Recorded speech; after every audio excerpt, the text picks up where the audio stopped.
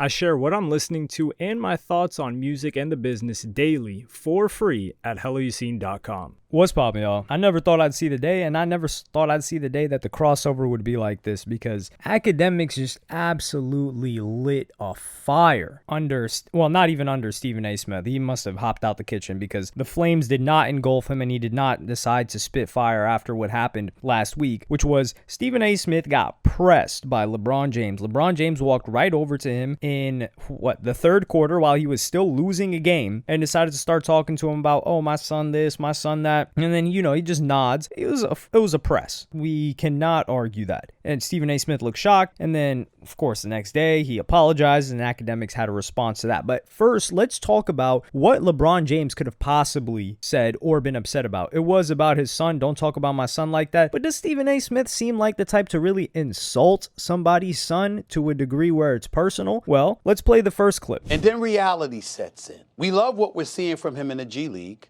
because that's where you belong. As you hone your skills and you get better and you legitimately earn, which I believe he has the potential to do. I am rooting for Bronny James. It would be cruel to root against him. It's a wonderful kid. I wish him nothing but the best. But he's LeBron James' son, and everybody knows what attention that brings. Molly, Doggy, put them up on the screen, because I want to see their face when I say this. Right now, Bronny James is averaging 0.3 points, 0.3 assists, and 0.4 rebounds. You know what people are saying. You know what they're going to do to this kid. So you just heard that clip. He's just talking about how poorly Bronny James is playing. And this was in reference to the first game when Bronny was playing with LeBron and how poorly he performed. And then Stephen A. Smith goes on to further say how much he was averaging the entire time while he was in the NBA, which was 0 point something across the entire stat line. And then he calls out LeBron and says, as a father, you know how this looks? I'm going to play you guys that clip right now. You know better than me, better than Doggy, better than JJ Redick, better than Rob Pelinka, better than any basketball analysis or analyst that exists. You know what these numbers mean. You know what it's going to do to your son, to people who are missing out on opportunities, that are busting their tail on other NBA teams in the G League, in Europe, and everywhere else, what kind of opportunity they're starving for.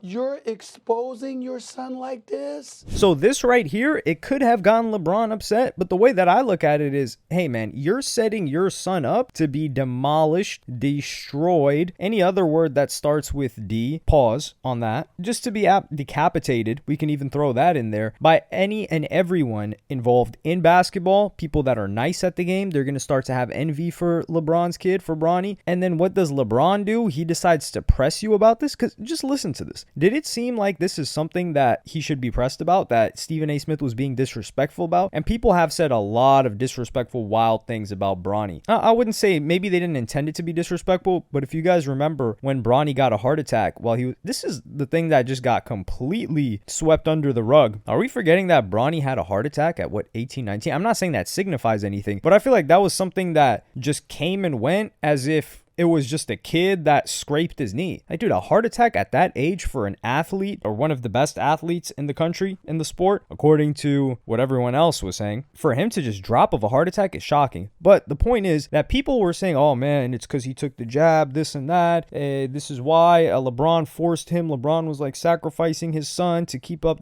Like that, if Stephen A. Smith was saying stuff like that, I can understand, because you don't even know what's going on in that person's life. And then you're coming out throwing these wild, personal, disrespectful conspiracy theories at him on a massive platform. But that's not what Stephen A. Smith was doing. He was talking about his game. And the only reason that we care about what Bronny is doing is because of LeBron James. So Akademiks decides to give his 2 cents on this with very, very, very strong emotions. And I think a little bit of it is, I wouldn't call it cap, but it had me looking at him side-eyed. So let me play the first clip. What the f*** going on? Y'all niggas scared of LeBron? First and foremost, I can't wait till the end to give it. Yo, first and foremost, when LeBron came over there to talk to you, the first thing you should have told that nigga is to eat a dick. Straight up.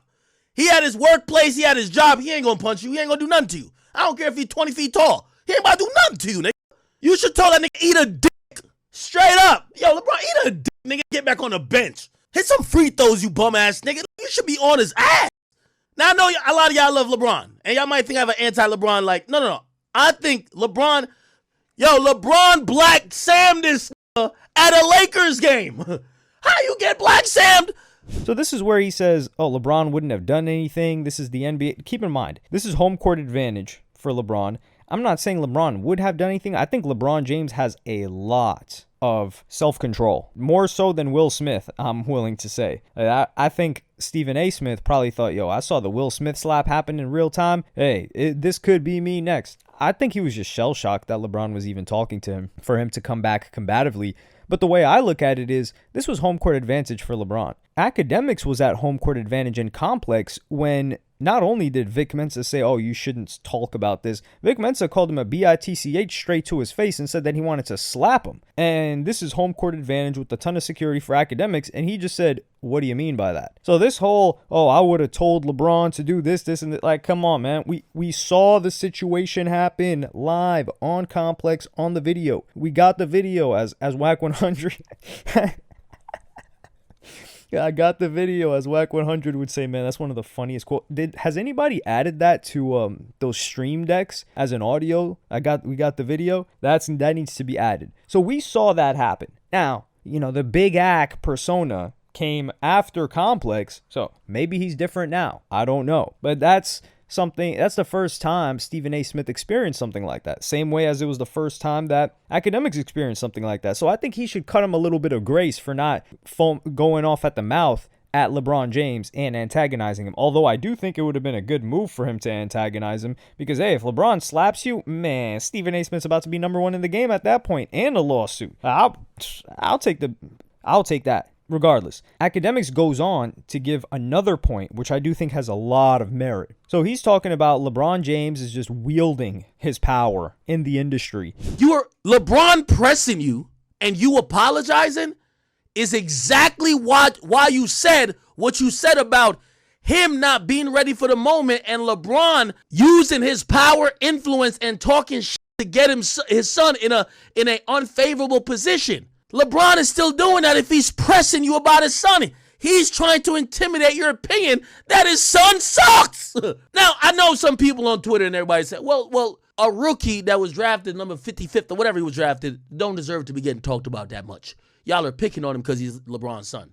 And this seems true. When he called him the Jay-Z of the music industry, just right before that, or the Jay-Z of the sports industry, it makes sense because Jay and LeBron are locked in, like twinning him type stuff. And we haven't seen it with Blue Ivy yet. I think they got her involved in some music. But if Blue Ivy turns into some superstar, which I don't think Jay even necessarily wants to do, but who knows, then we know he pulled the strings there. But we already saw this happen with Willow Smith. Willow Smith had a smash hit song at 11, 12 years old with My Hair Back and Forth. And then after that, she started to work through her own music and was able to get hits on her own. Signed to Roc Nation, by the way. Willow Smith and Jaden were signed to Roc Nation, at least at one point in time. I think Jaden was signed through Misfits Republic. So this is true. You would think that people wouldn't cover Bronny. Dog, we're covering Michael Jordan's son. Isn't Marcus Jordan the one that we're covering? I don't want to give the other one a bad name. But this guy doesn't even play basketball. He hasn't hooped since he was at, USC? Didn't make it into the league. And we're covering Marcus Jordan. And the only reason why we're covering Marcus Jordan is because he's Michael Jordan's son, and he was, or is still, with Scottie Pippen's ex-wife that embarrassed him in front of everybody. So that's where I look at the situation and I say, hey, this guy's in the league and he's bumming it in the league. Of course they're going to talk about him more than anybody else. Why wouldn't they? Oh, let's talk about this guy the same as we talk about the 46th draft of the NBA. Why? So they can get lower ratings and numbers and people snoozing off and clicking off the TV. ESPN doesn't want that. But ESPN also doesn't want him upset. But Akademiks does give some self-awareness in a different scenario, which is not the initial one. You better apologize for that. This felt like when Complex told me that I had to apologize to SZA after I said some shit on stream, and I was just like, bro, I don't really think it's that big of a deal. Like, what the f-? And everyone's like, yo, we're gonna lose our centerfold cover with TDE. Yo, you got to do. And I was like, what the f-? This seems like ESPN trying to pressure this man to do the shit. First thing the man started off by saying his agents called him. ESPN called him. It leads me to then believe, do they call him about his opinions? Because I be thinking he's a straight shooter. Whatever he says is what he means.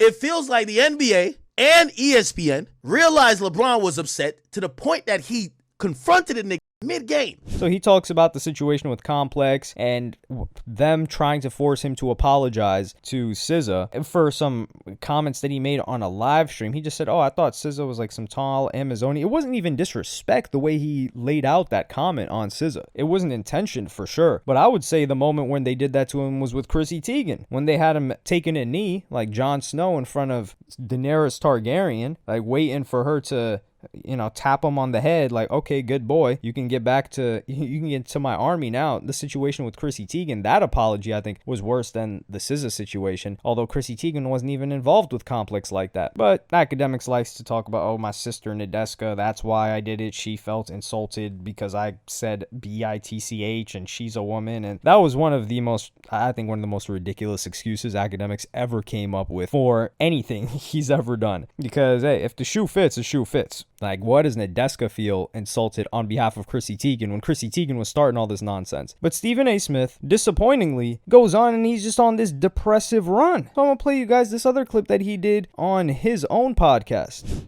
Last night at the Lakers game happened. Now, I get people have said to me today that I'm looking pretty damn sad. I'll fess up, I am, because something like that is not something that should make any of us comfortable. I didn't anticipate it. I don't know why I didn't anticipate it. But I'm not here to blame LeBron James. That wasn't a basketball player talking to me last night. That was a dad. He rolled up on me as a father. That's what he did. That was not a basketball player talking to me. We talk about LeBron James all the time. Practically everybody does. That's not what LeBron James does. So for him to confront me, obviously it was something that he was incredibly passionate about, put off about, and felt necessary to confront me about. And what better motivation could there be than to be protective of his son? I understand it. I respect it as a parent. I'm a father of 2 daughters. And in all honesty, I couldn't definitively tell you that if I were LeBron James, I would not have done the same thing. I would hope that I would not have. I would hope that I would have picked up the phone and called the person instead, or got arranged to see that person face to face instead, rather than walking up to me in the middle of a game, courtside. That was not the end of the game. That was not the beginning of the game. That was in the middle of the game that this happened. But that's what happened.